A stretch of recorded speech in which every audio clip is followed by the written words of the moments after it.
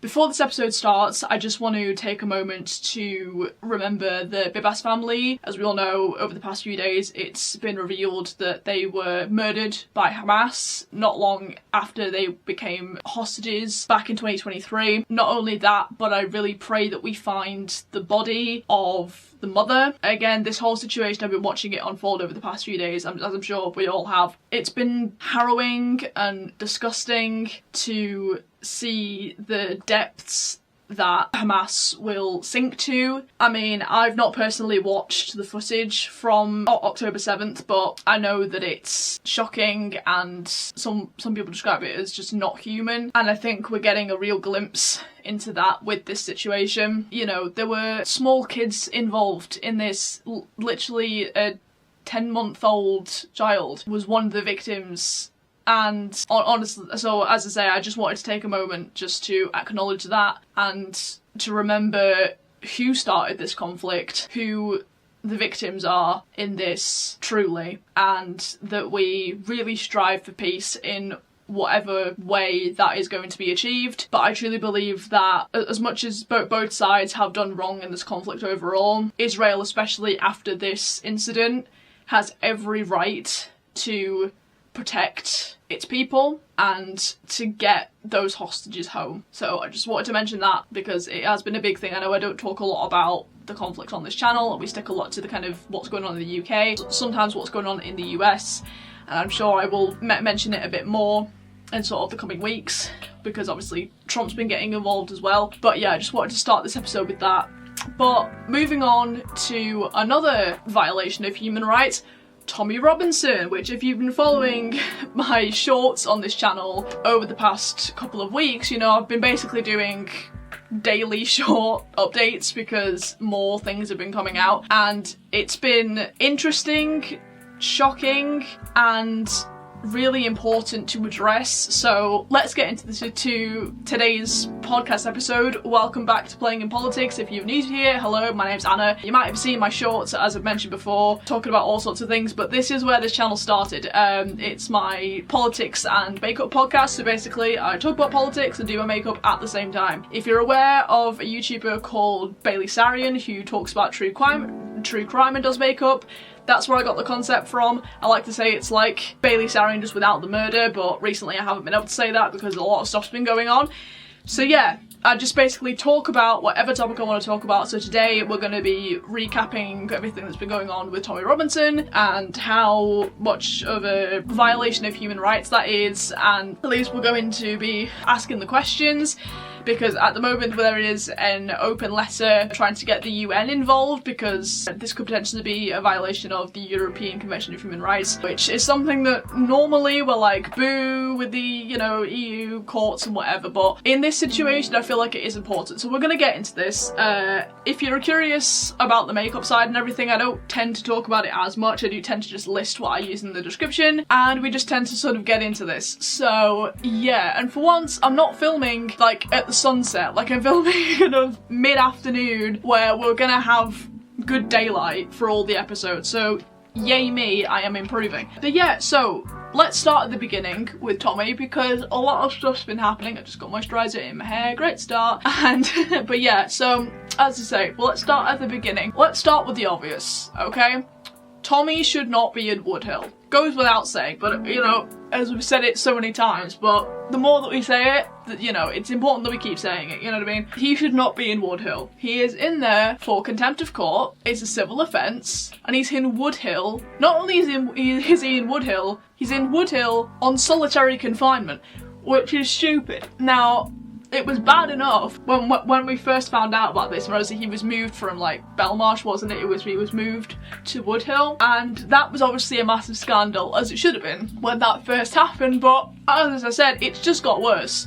It's just got worse, even though we thought, well, this is bad enough, but we'll see how this goes, and as I said, it's just kept getting worse, the news and everything that's been coming out. So whilst I do today's look, I am just gonna recap everything that's going on and talk about why this is such a violation of his human rights. And just to put another point out there that we should be talking about as well, is that no matter whether or not you agree with Tommy, I will be the first to say his approaches, sometimes the language he uses, stuff like that is not something I always support. I have never been a die-hard supporter. You know, for a long time I fed into the narrative of, you know, he's racist, he's a bit extreme, like with the whole narrative surrounding the EDL, which no longer exists, and we talked about that in a previous episode when we talked about Tommy. Regardless, whether or not you agree with his approaches or him as a person, we all have to come together and say what he is trying to expose in terms of the grooming gangs and the violence and everything that's happening in the UK towards young girls especially, and he's been doing this for like over a decade, and I don't think people realise just how long this has been going on, and it's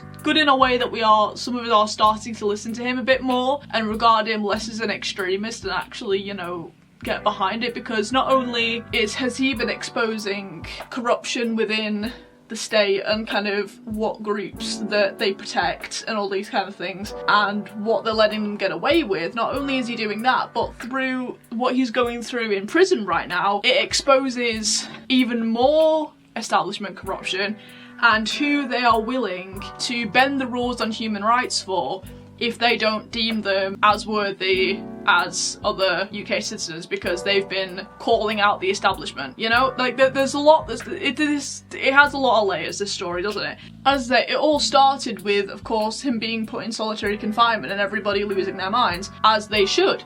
Because he didn't deserve to be in there, and a lot of people do say, well, you know, he's had a criminal past and he's been in jail before. And so some people say like, oh well, they did it for his personal safety, and it's like, hang on a minute, he shouldn't be in a high security prison anyway because he's in there for a civil offence. And I'm pretty sure Axel Rudy Cabana, like the Southport Killer's, in the same prison. Is that right? I'm gonna have to fact check myself on that. But I'm pretty sure they put him in the same prison. Which just shows, you know, the kind of treatment and the way that they view him already just based on where they put him, right? So that was bad to start off with, and they say, oh, you know, yeah, we're putting him in solitary confinement for his own personal safety, which again just exposes why he shouldn't be in there, because it's like, if you're putting him in there with all the people that hate him because he's been exposing their wrongdoing, then, you know, one contradicts the other, you know what I mean? It's like, it's quite glaringly obvious what they're doing. So that was the first problem. But as I've said, you know, things have just got worse from there with what's been coming out about how they've been treating him. Now, it all started off fairly kosher, didn't it? As much as, obviously, you shouldn't have been in solitary confinement, but he was able to have visitors and, you know, he seemed to be managing fairly okay because he was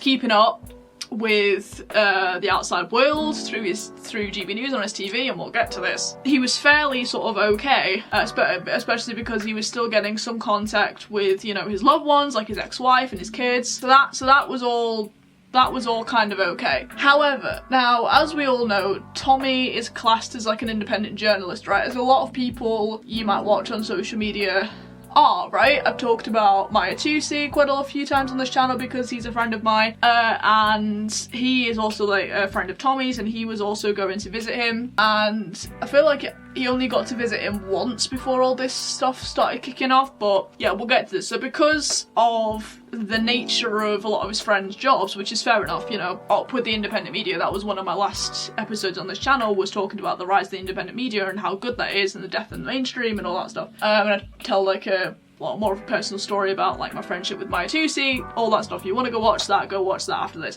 Obviously, with the nature of their jobs, of course, they were going to then go home and get on their YouTube channels and update their supporters and also his supporters, because, you know, they overlap, of how he's doing, you know, because obviously people will be asking the questions like, hey, how's he doing in there? Is he okay? Are they treating him well? You know, the normal questions. How's his well-being? How's his food? Whatever. And as I say, we will get into this. That was all kind of okay, and we knew, and I think they knew that they couldn't talk about certain things, and obviously they had to be really careful with their words, but they were able to, you know, just update people on what was going on. However, that all started to change, and this is where the sort of human rights and kind of the dodgy stuff comes in a bit more, right? Because a few weeks into this, as I'm sure we're aware by now, they started to block his visits, and it started to just be, well, not necessarily block them entirely, it was getting people to sign NDAs to say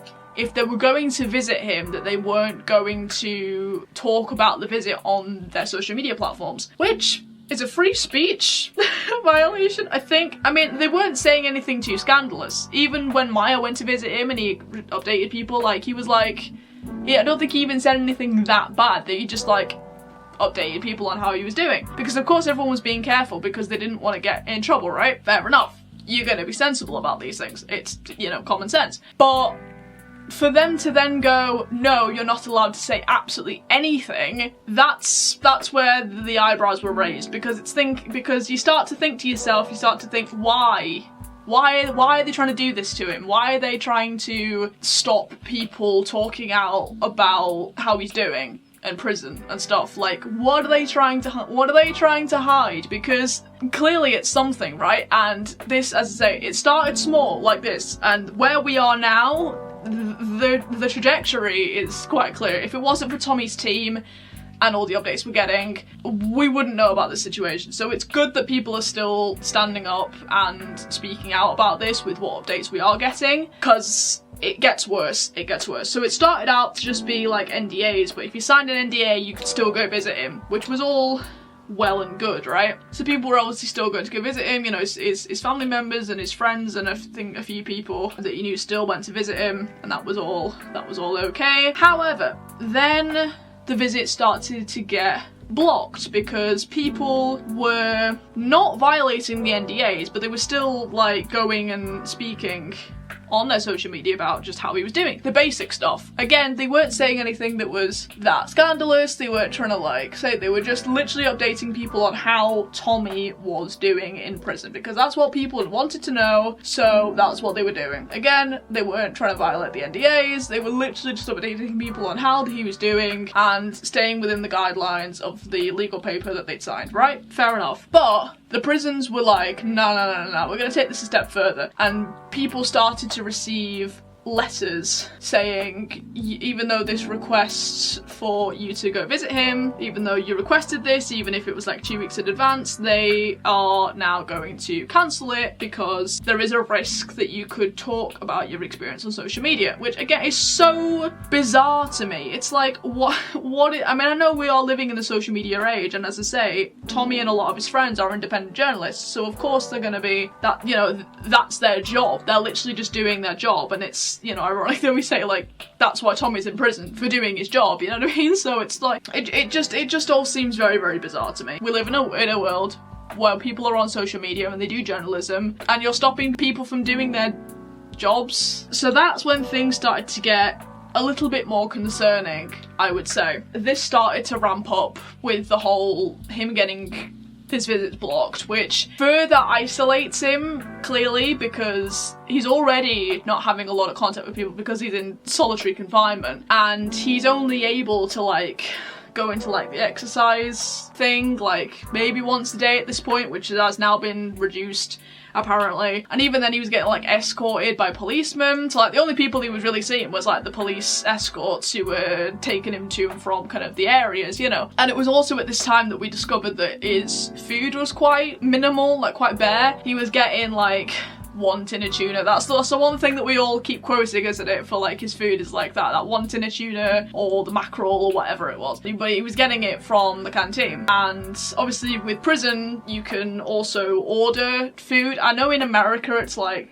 commissary. I'm not too sure if it's the same sort of thing in the UK, whether they have like a little sort of shop you can go to and like pay to buy stuff, like just bits and bobs. I love if I'm just getting that reference from Orange is the New Black on Netflix, but anyway, you can also order food, right? Obviously it costs money. But that's kind of what we were getting at the moment, but as I say, it started to get a little bit fishy when the visits started to get blocked, and not only that, but the visits were getting blocked when it came to his family members. However, at this time, he was still able to receive phone calls and emails. So people were still able to contact him, and his team was saying on Twitter, like, how grateful he is that everybody is sending in kind of all their mail and their emails and all this kind of thing, because it was really helping him as you'd think it would be. It was really helping him out staying sane in prison. So he still had some access to the world, but again, it's just slowly being taken away. But he seemed to kind of be doing okay, but things started to slip a little bit, as it would,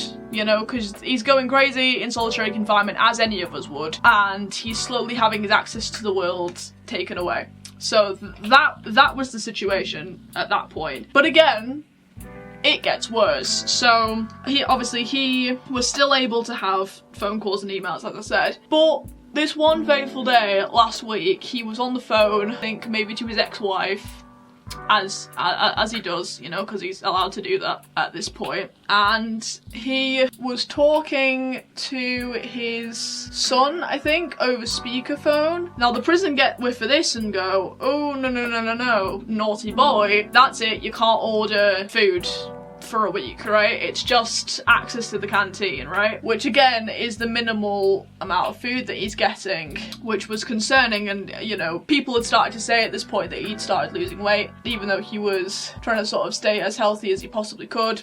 With the lack of food he was getting, he was losing weight, as you would, you know, when your food's being rationed in that way. Of course you're gonna start losing weight, that's just how the body works, right? So again, things just seem to start to trickle down, and yeah, it was that I really started to open my eyes of like, this isn't right. This really isn't right. It's like, you're punishing a fucking schoolboy over here, like, what do you mean? He's already getting like not enough food, basically, and now you're taking away his ability to basically have enough food by ordering extra. It's like, what's the point of that? You know what I mean? Again, this is all very, very suspicious. And lo and behold, it gets worse, because not only that, but then it escalates even more, because his team are obviously trying to put out the updates that they can on X, Twitter, you know, I like to sort of call it Twitter sometimes, and then they come out and basically say that his access to the canteen has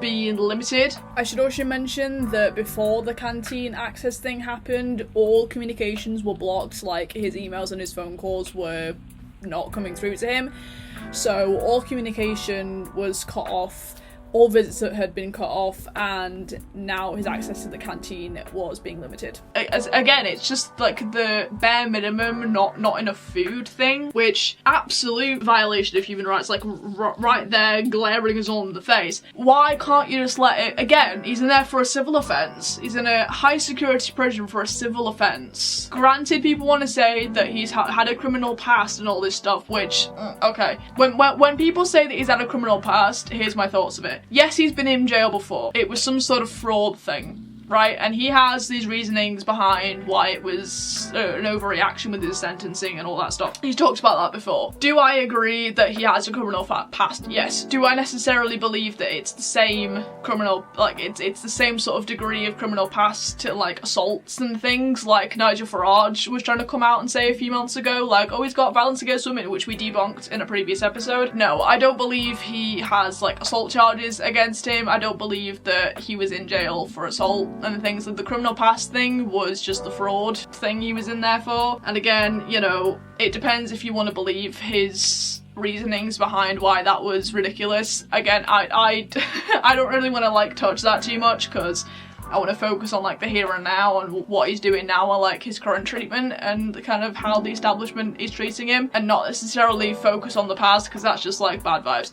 Anyway, so that's my 2 cents on that. Yeah, when it comes to this situation, despite, you know, having a criminal past, he's in there for a civil offence. He's in a high security prison full of people who hate him because it's full of like the Islamists, terrorists and the grooming gang members, leaders, or some of the people they've actually managed to arrest and put away, which as we know is not all of them. There are still plenty out there still roaming at large, doing their own thing, doing their own disgusting crimes. They only did that so they could put him in solitary confinement, so that they could treat him like this. And again, it just seems so pathetic that he's being treated like a schoolboy for like a naughty schoolboy for like what, talking to his son over speakerphone on a phone course, and now you're just gonna like take away his ways to like eat, and then you're limiting his access to the canteen. Why? Is that for his safety as well? Like again, I'm just The mind boggles. The mind boggles. Let's talk about some of the public reactions to this, because obviously, if you guys know, as mentioned before, I'm a friend of Maya Tusi's, and obviously he's been really robust in staying up to date with the updates here, and I'll be honest, a lot of the updates I do get about Tommy,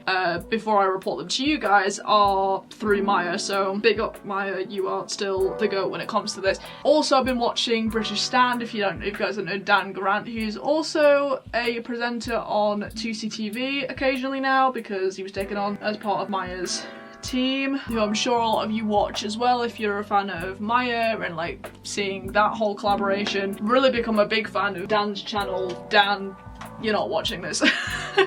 Maybe some people could get him to watch this. You're doing a great job. Keep up the good work. Are you single?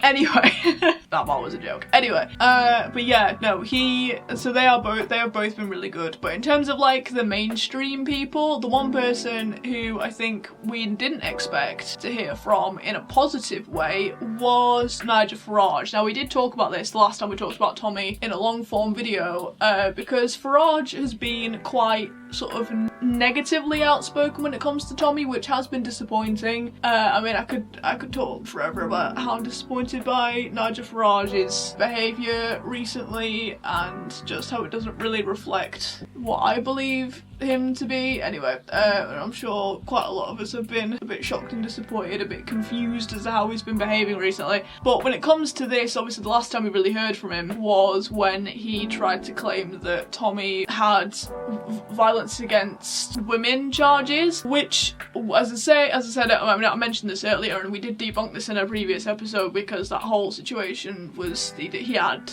the wrong end of the stick there. Like, that never, the way he was trying to portray that as happening, like, didn't happen the way he was trying to say that it did. Recently, he was interviewed at something and it was a bit of like a passing thing, but thankfully he did actually agree with us and basically say like, oh yeah, the way he's being treated in Woodhill is not acceptable, which is like, yay, Farage, finally you with the majority, well done. Please stay in this party. But yeah, so that's been fun. Obviously the mainstream media have not been reporting this because they don't like Tommy, and I don't think we can ever really expect this whole thing. I mean, it would be nice if GB News would talk about this, but even then, and I love GB News. You guys know I love GB News. It is a goal of mine to get on GB News and just select talk on one of their shows. I've mentioned this before, it's a life goal of mine.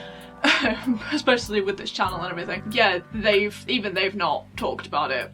Which would be nice if they did, but as I say, we're not exactly expecting GB News to always be the most robust when it comes to these sort of more niche topics in their opinion. So again, if they talk about it, that's great, but we shouldn't be holding our breath, basically. Yeah, so the people that we can really expect to keep on talking about this are his team on Twitter, on X, and also his friends who are independent journalists on YouTube especially. This concealer is not blending out today. I don't know what's happening. That's really weird. Why are you not blending out? My concealer is not blending out, folks. I have no idea what's going on. This is all very strange. So basically, as it stands, the current situation with Tommy is he is being limited access to the canteen, so he's not getting kind of enough food that he should be, which has sort of been the situation throughout, but it has seemingly been getting worse. Not only has his calls and emails been completely blocked now, but so are visits, so even his family can't go and visit him, which again, as I've mentioned, is just absolutely abhorrent and crazy. And the latest visit that was blocked was actually Katie Hopkins, and hers was blocked and cancelled, I think, actually on the day she was meant to visit him. So just to put that into perspective, that this is all still happening. It's quite clearly targeted. All this treatment is in a high security prison with all the people who hate him, just so they can put him in solitary confinement and treat him like this. It's absolutely ridiculous. And not only that, we were just talking about GB News. The only way, and we mentioned this at the beginning, the one way that Tommy was kind of staying sane, apart from the exercise he was getting, was to watch GB News on his little TV that he has in his cell, right, which they all do. And as I say, it's like the one privilege he does have is having a TV, so he can keep up with what's going on in the world. Obviously, you know, it's the only one that is solid in a lot of ways.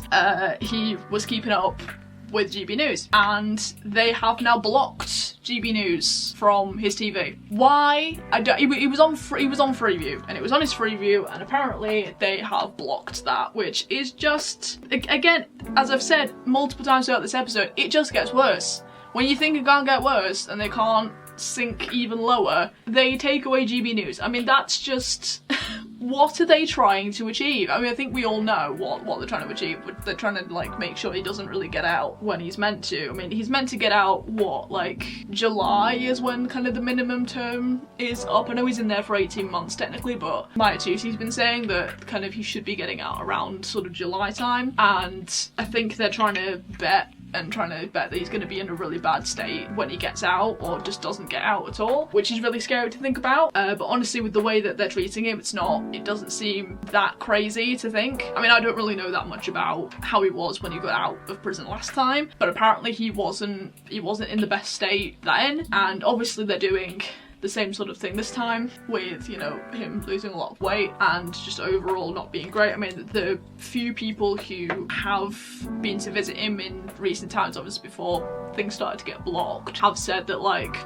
yeah, he's showing all the signs of depression, he's really just not doing well, and that's what's kind of caused a lot of alarm, as it should, when it comes to, you know, his supporters and, you know, people like you and me who care about, you know, again, whether or not you like him, prisoners should be at least treated with kind of the basic human decency that they should in order to just, like, stay alive. I mean, I know it's, you know, said, like with Axel Cabana, and he went in and we were all kind of being like, well, the prison justice system will sort that out. It's justified with people like that who've done disgusting things like he did to be like, well, I hope he gets his justice, you know, from the other prisoners. But when he's being mistreated from the police officers and just the system, you have to open your eyes and start asking questions. And as I say, this is why the open letter to the UN is needed and is important, and is like a good step to show that we are seeing this, that we are listening, and that we are not going to take this, and we're not gonna just sit back and like take this news just on the chin and do nothing about it. You know, a lot of us, we care about Tommy's message. Again, whether or not you like him as a person, you have to admit what he's been exposing is incredibly important. And to those who label him as racist as well, I just want to say he's against an ideology that like allows heinous acts and crimes like what we've been seeing in Rochdale and Rotherham and Bradford and places like that. You know what he's against. Just because all these crimes tend to be committed by a certain group of people does not mean that he's racist. He's not racist, he's not against people's skin colour, he's against ideologies that are harmful, especially to the people of this country. That's what he's against. Get that clear in your minds, please, because there's a big difference between being against an ideology and being racist. Massive difference, okay? Massive difference. And this is why, you know, I asked the question of, is this the biggest violation of human rights we have seen in the UK so far? Because, again, this all just seems, it's so obviously targeted. Like, as soon as you start to look into this case and all the details, and as I say, the timeline, which I've outlined in today's video, it is very, very clear what has been happening. And the fact that so many people are just willing to sit back and just take it. I mean, even people in the comments of my shorts recently been like, oh boo-hoo, well he's in there for, you know, crimes, and, you know, he's being punished for things, you know, just let him be punished. Again, this is violating, you know, basic human decency and basic human treatment to, you know, keep people alive. They're taking away his food. Like, the mind boggles. As I say, it's crazy how people can just ignore this just because they don't necessarily like Tommy as a person. It exposes so many things about people and our society and just the way that we're willing to treat certain people if we don't agree with them. And the more and more that we keep talking about this issue and the more that we say we don't accept this, he's not going to get out any quicker. Like, let's be honest, that's not going to happen. The more and more that it shows Tommy that we support him and we support his journalism, we support his work, and will give him a reason to keep going. It is a big reason. And the final thing I want to mention as well is something that has come out in the past couple of days from Tommy himself, and it is really important that we listen to what he's saying here and that we take it on board, because this is really big if we want him to remain okay and get out okay, because he's come out and said don't protest outside Woodhill prison, and I am so glad that he said that, because a lot of people were planning on going and protesting, and there was something in me that was just screaming no, don't do that, because it should have been clear that that was not a good idea. First of all, I mean, I understand that people are angry, we have the right to be angry, but we should be speaking out, not like showing up and protesting, because like when has that ever done any good? Let's be real. Don't go outside a prison where he's already being mistreated. It's like in school, you know, we've used kind of like they're treating him like a naughty schoolboy analogy. I'm pretty sure a lot of us have been in that situation where you're being bullied and you tell the teacher about the bully, so the bully just bullies you worse. It's the same situation with this, okay? If you go and give the bullies more reason to bully by going and protesting outside Woodhill, it's just gonna make the situation worse. And also, I mean, the main reason why he said this is because he's been urging people that his legal team are on this. His legal team are dealing with this behind the scenes. So basically we don't need to go and like scream and shout about his treatment and being like, where are his lawyers? Because that has been, I mean, it's a valid question to ask, is like, where have his lawyers been? Why aren't his lawyers involved? Why aren't the lawyers doing a better job of protecting him against this mistreatment? Which again, valid points. It was another reason why the UN things started, you know. They will be dealing with this, and the fact that they've come out and said like they are dealing with this behind the scenes, I think is quite good. And again, we have to respect Tommy's wishes. It was like at the pro-Israel protests and things like that, where people were shouting Tommy's name and it wasn't helping because it was just making them hate Tommy more, drawing more attention on him when he was dealing with all the stuff with court and having to like not be in London and stuff. It was just making it worse, and it wasn't relevant. And yeah, it's that same situation where just respect his wishes. If you want to help Tommy, listen to him and do what he says, okay? This is the one time that we should be doing what someone else says, you know. But please, let's just keep speaking out about this. Keep spreading the word whenever we get updates. I know that I will be whenever I hear of new things that are going on. But yeah, I just wanted to do this episode, which basically like does the timeline of what's been happening, just to give you all a bigger picture of how this has progressed, because once you lay it out like that, again, it is so clear how targeted this was. Everything was calculated down to putting him in Woodhill just so they could be put in solitary confinement, so they could treat him like this and so they could just degrade him. It is so clear. And again, the more that we keep talking about this and the more that we don't stop our support for him, we'll give him a reason to fight on and keep going. And again, that is all we can do. Don't go and protest. We are doing the most that we can at the moment. We are doing our best, and that is all we can do. Don't go a step further, please don't, because it could harm the case that his lawyers are going through. So yeah, let's just remain peaceful, remain calm, but remain firm in our support for Tommy. So yeah, hope you guys enjoyed this episode. Leave any thoughts, any support for Tommy, anything you want in the comments. If you enjoyed this video and you like this kind of style of content, be sure to subscribe. Again, as I mentioned at the beginning, I don't just do like these long form content, these long form style videos. I also do shorts, and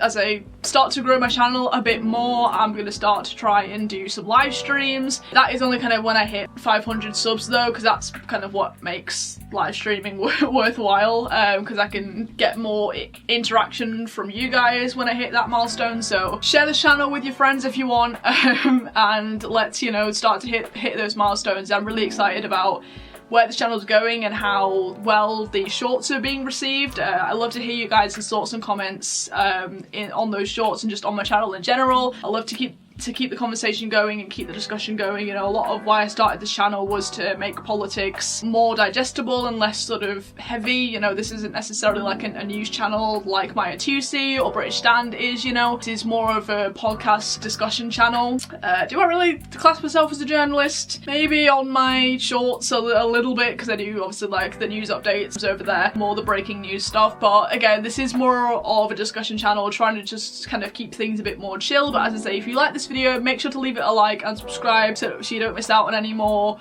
of my podcast episodes or my shorts or anything, and I will see you guys in either my next video or watch out for my next short as I try and keep you guys updated on the Tommy situation. I think my next podcast episode is probably going to be around Trump and what he's been doing, because he's been doing a lot of stuff and not all of it's good, so that will probably be my next discussion topic. But yeah, I hope you guys enjoyed this episode. Again, leave all your thoughts and everything in the comments and I will see you down there. Let's keep this conversation going. That's the best we can do at the moment. Free Tommy. Again, pray for the Bibas family in Israel, and that they find that body of the mother and that they can find peace, and I will see you guys in the next one.